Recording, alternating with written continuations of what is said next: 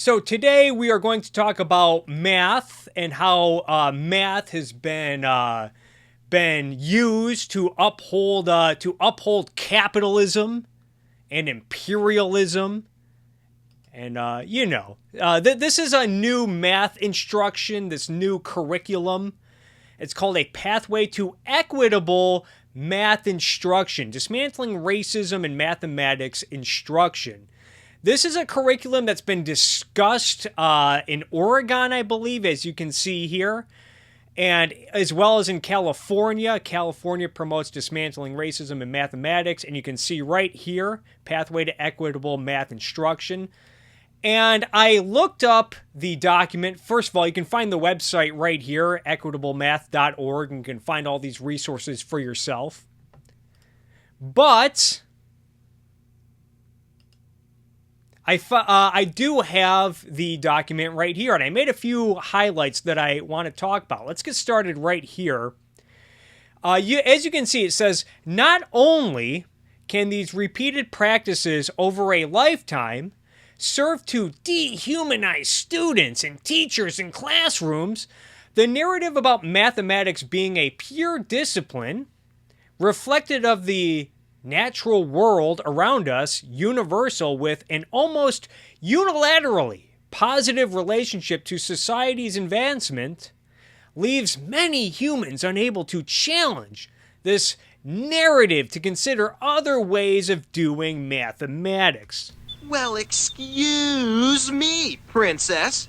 Now, it is worth noting to start, what is math? Mathematics is the science of measurement, and its purpose is to better understand the world, better understand existence. It helps bring big things down to the perceptual level. And it's a science that humans ought to use for our own benefit and survival. And you notice the author right here. It's a person named Gutierrez. It's someone I've talked about before. I think in my video, does 2 + 2 = 5? And for those who don't know, Gutierrez was once cited in a book right here, Building Support for Scholarly Practices in Mathematics Methods. And she was the author of Chapter 2, as you can see, Rochelle Gutierrez. Now, this is not one of these, I can't really highlight text on this particular PDF document, but as you can see, Gutierrez thinks that all teaching is political, particularly the teaching of mathematics is political. More and more corporate American billionaires with no expertise in education seek to control our schools. In 2015, Eli Broad and his famous donation announced that they are moving forward with a $500 million plan to privatize Los Angeles public schools. Goes on to say, the Bill and Melinda Gates Foundation, as well as the Walton family, show similar interests in public education. Blah, blah, blah, blah. So you hear that, guys? All these corporations and elites and billionaires, they're all trying to take over mathematics and take over the schools. It's all a bunch of big corporations. Woo!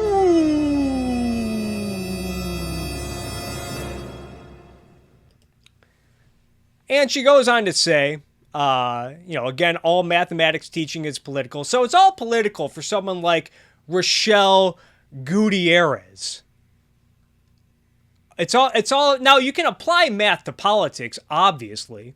You can apply it to a lot of different aspects of life. You can apply it to your personal life with banking, personal economics, home economics, balancing a budget, scheduling your week, your month, dieting.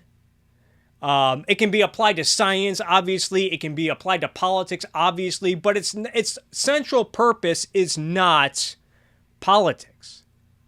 Contrary to what someone like Rochelle Gutierrez of the University of Illinois would have you believe. Let's go back to this document, Why do I bring this up? Let's go to my next highlights. White supremacy culture shows up in math classrooms when real-world math is valued over math in the real world. When this reinforces notions of either-or thinking, because math is only seen as useful when it is in a particular context. However, this can result in using mathematics for, get this folks, to uphold capitalist and imperialist ways of being and understandings of the world.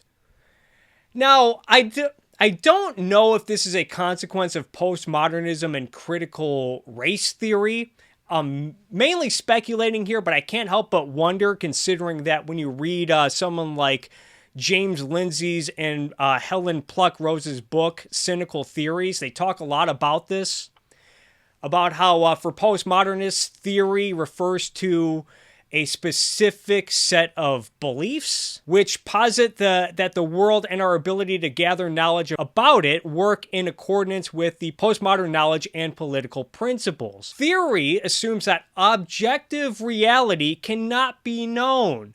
Truth is socially constructed through language and language games, and it is local to a particular culture, and knowledge functions to protect and advance the interests of the privileged. Blow it out your ass. And referring to what Gutierrez said in the other book I mentioned, her chapter about how teaching math is political, as you can see right here, on many levels, mathematics itself operates as whiteness. You hear that, folks? Who gets credit for doing and developing mathematics? Who is capable in mathematics and who is seen as part of the mathematical community, as if there is such a fucking thing? Who is seen as part of the mathematical community is generally viewed as white. School mathematics curricula emphasizing terms like Pythagorean theorem and pi perpetuate a perception that mathematics was largely developed by the Greeks and other Europeans. Now, even by her own standards, this is stupid and wrong, given that significant discoveries and developments in math were made in the Middle East outside of Europe during the Islamic Golden Age. Things like Arabic numerals, concepts like algebra and algorithm come from that region and that era. So even by her own dumb standards, Rochelle Gutierrez is wrong, but more importantly, her entire way of thinking is wrong, because you should not really give a shit about the race of people who make discoveries and developments in science and math, because one, math can be understood and explored by anyone with a brain, regardless of race, and two, whiteness is not a thing, folks. It is rather telling that this dork is hyper-focused on such trivial matters like which race is fairly represented in the mathematical community and how it all relates to privilege. But don't worry, guys, her dumb ideas about teaching math, they're only being discussed by public school administrators. What can possibly go wrong? So I can't help but wonder if that's what we're seeing with this math instruction, that math is merely a tool to maintain the capitalist and the imperialist world.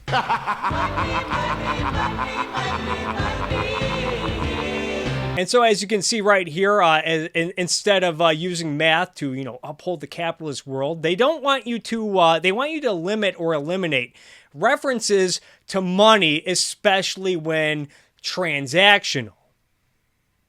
So that's where I get the sense that to the people who wrote this new curriculum, math, it's just a tool to maintain the capitalist world order, which is a ridiculous way to think about it. Next highlight, white supremacy culture shows up in math classrooms when independent practice is valued over teamwork or collaboration, when learning or practicing it reinforces individualism and the notion that I'm the only one. Now, it's worth noting that this is a common misunderstanding of what individualism is, that you're just, that it's just all about you, me, and that, to hell with everyone else.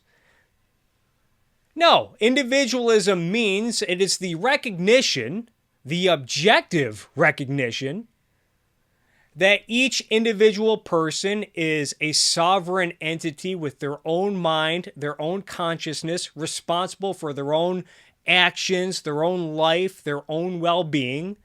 The opposite of this is collectivism, which, as you can see, the people who wrote this curriculum seem to be pretty big on collectivism. This does not give value to collectivism and community understanding, and fosters conditions for competition and individual success. Oh no, you guys, not individual success! Which perpetuates the idea that if a student is failing, it is because they are not trying hard enough or that they don't care. Now, this is not always the case. A lot of times, someone might be failing, someone might be struggling, simply because they do not understand what they're doing, they don't understand the subject matter, and if only there was an institution or a profession that dealt with this problem, this epidemic of people not understanding things. Oh yeah, it's called schools and teaching. You're goddamn right. But more on the issue of individualism and collectivism, because they're saying this is all about white supremacy. They're clearly making a package deal between this and my last slide, between this slide and my last highlight. They're trying to make this common package deal between white supremacy, capitalism, individualism, when individualism is the antidote. Individualism is the solution to racism and, by extension, white supremacy. But according to this math lesson and the dopes who wrote it, we cannot promote individualism because it will perpetuate capitalism and success. Anyway, going back to the website, if you go ahead and click glossary up here, you'll get a PDF document. And the two first words, you'll get a variety of different words, but the two first words are anti-racism and anti-racist, as defined by Ibram Kendi, who's becoming a rising intellectual on this issue. Let's check out how Ibram Kendi defines these terms, like racism and anti-racism. You talked about the importance of defining racism, but I unless I missed it, which is possible, I didn't hear your personal definition. Is there one that you would offer us? Like, how do you define racism? Sure. So racism, I would define it as a collection of racist policies that lead to racial inequity that are substantiated by racist ideas.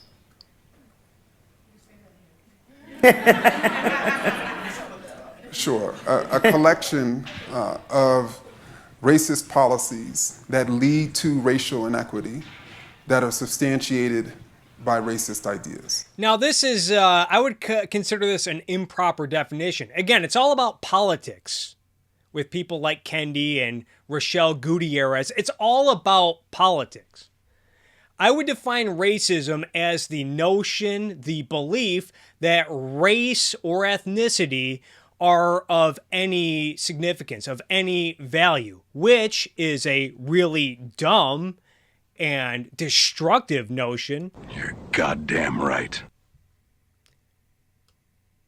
Going back to the document, again, they make a big issue about racism and collectivism when white supremacy is a form of racism and racism is a form of collectivism. So if you really want to fight collectivism, you should be a champion of individualism. But the people who wrote this document, they clearly are not. To them, the issue isn't individualism versus collectivism. They're total collectivists. They just think the collective should be all about the community, you guys. Blow it out your ass. Now, going back to the video, let's see how he defines anti-racism.